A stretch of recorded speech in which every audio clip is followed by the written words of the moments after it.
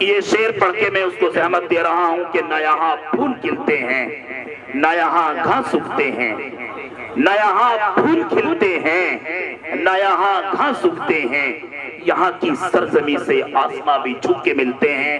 انتہائی ادب احترام کے ساتھ درخواست گزار، پانی چھو کے ہونٹوں سے گلابی کر گیا، یہ کیسا بادل تھا کہ سارا پانی اڑا کے لے گیا۔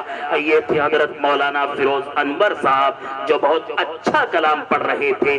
دل یوں چاہتا تھا کہ شاعر صاحب آنکھیں بند کر کے صبح تک یوں ہی گنگناتے رہیں اور ہم یوں ہی سماعت کرتے رہیں، لیکن دوستو وقت کا تقاضا کچھ اور ہے۔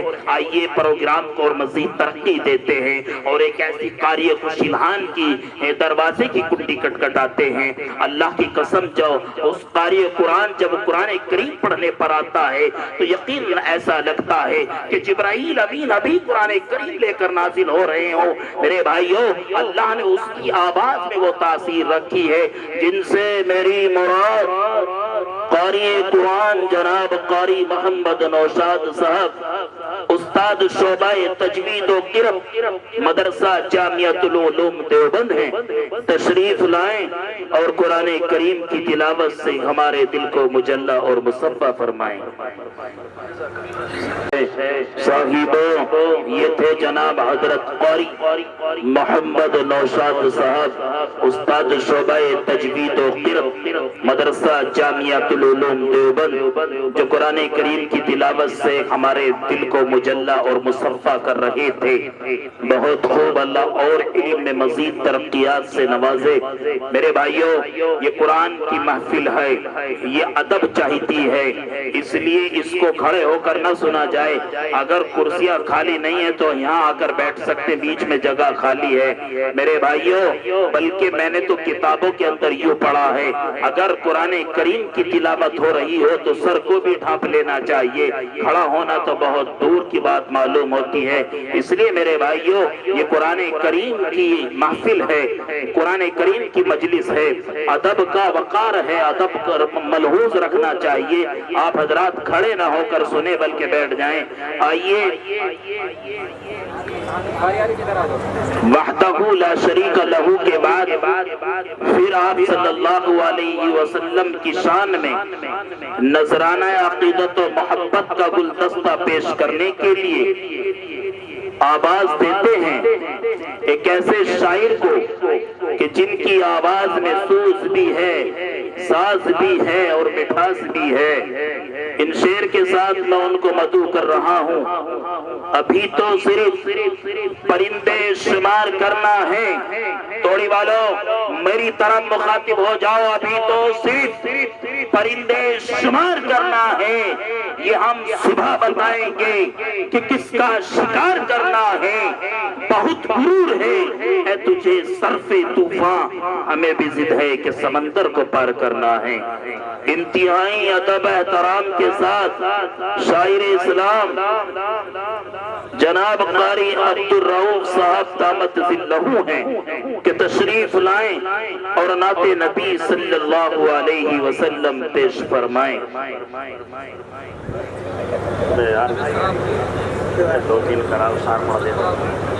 اچھا، حضرت قاری صاحب فرما رہے ہیں کہ طبیعت علیل ہے، دعا گو ہیں کہ اللہ تعالی حضرت قاری صاحب کو بیماری سے شفا کلی عطا فرمائیں۔ حضرات آئیے، میری فہرست میں ایک جانے مانے پہچانی ہستی بھی ہے جو آپ کے گاؤں کی بہت دور تک نمائندگی کر رہی ہے، وہ بھی غیر حاضر ہیں، جناب قاری شکیل صاحب۔ اگر میری آواز سن رہے ہوں تو اسٹیج پر تشریف لائیں، وہ بھی میری فہرست کے مہمان ہیں۔ وہ کس سے بڑھو چندہ ساتھ پڑھو۔ چلیے، ماشاءاللہ دیکھیے قاری سلمان صاحب جو اس مجلس کے کارکنان ہیں، ان سے ادب درخواست ہے وہ اس لیے بیچ میں یاد دلا رہا ہوں تاکہ آپ حضرات یوں نہ سوچیں کہ صبح ہونے والی ہے، بلکہ ابھی وقت 10:38 ہوا چاہتا ہے۔ آئیے پروگرام کو مزید ترقی دیتے ہیں اور ایک بین الاقوامی شہرت یافتہ کی قاری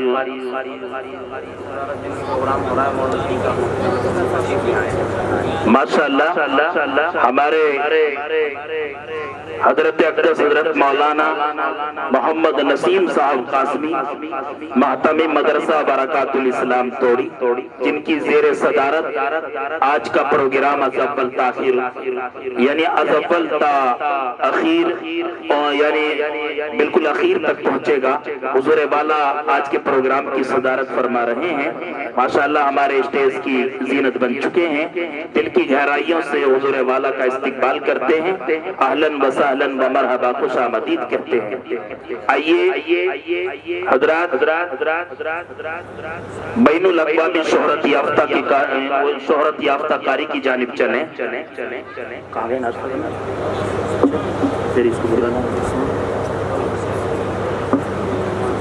اور شہر میرٹھ کی جامع مسجد کے بہترین معقر استاد جن کا ماشاءاللہ یقیناً پورے میرٹھ میں ڈنکا بج رہا ہے، آن مال عزت آبرو کی رب کائنات حفاظت فرمائیں۔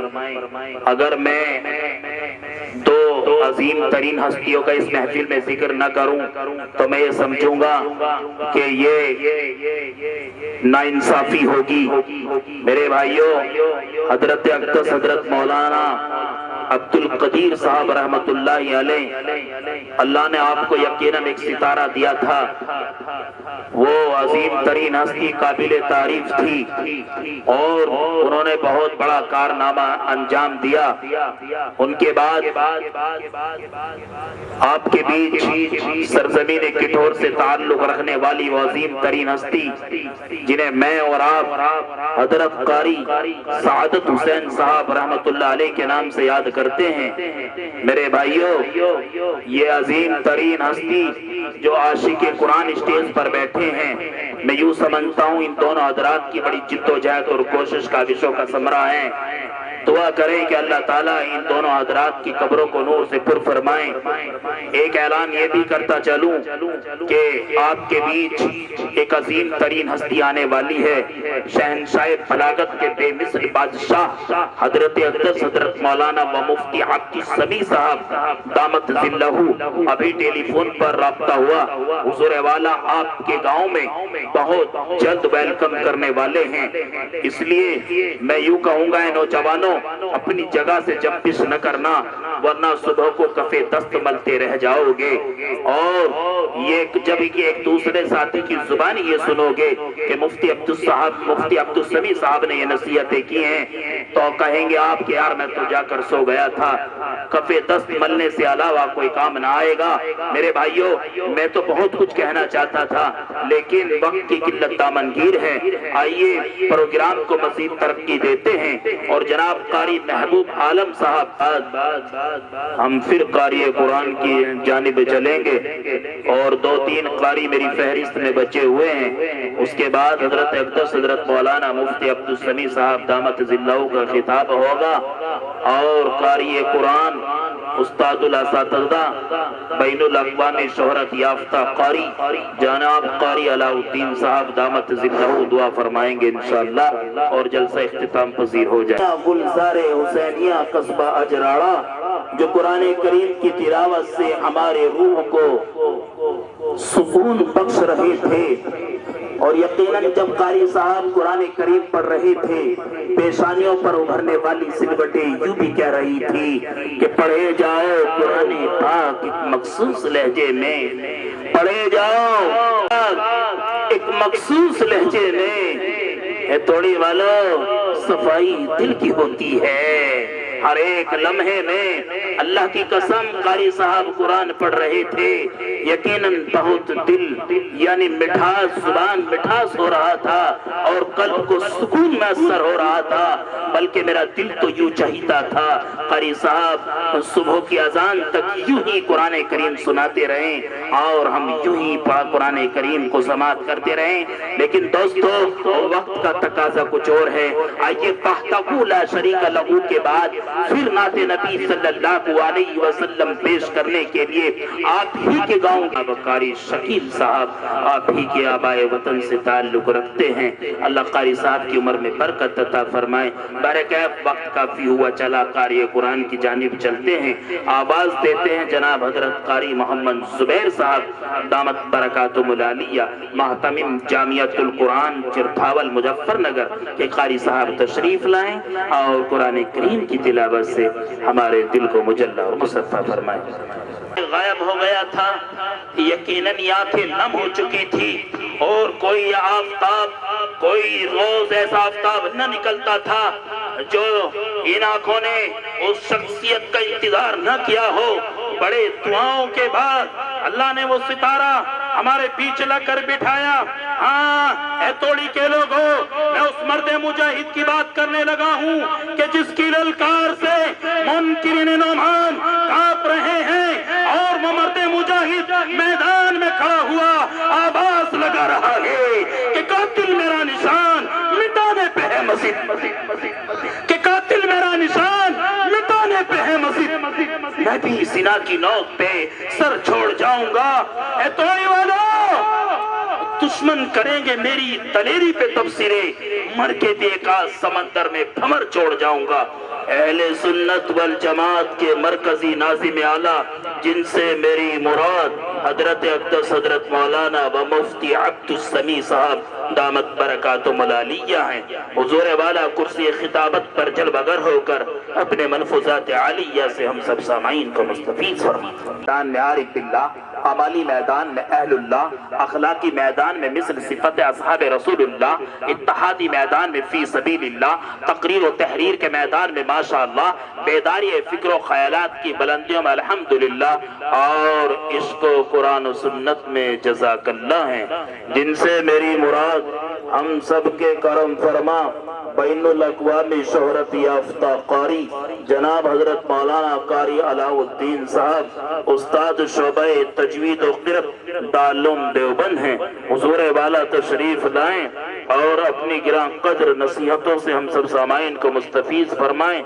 اور اس پروگرام کی آخری نشست کی دعا بھی فرمائیں گے۔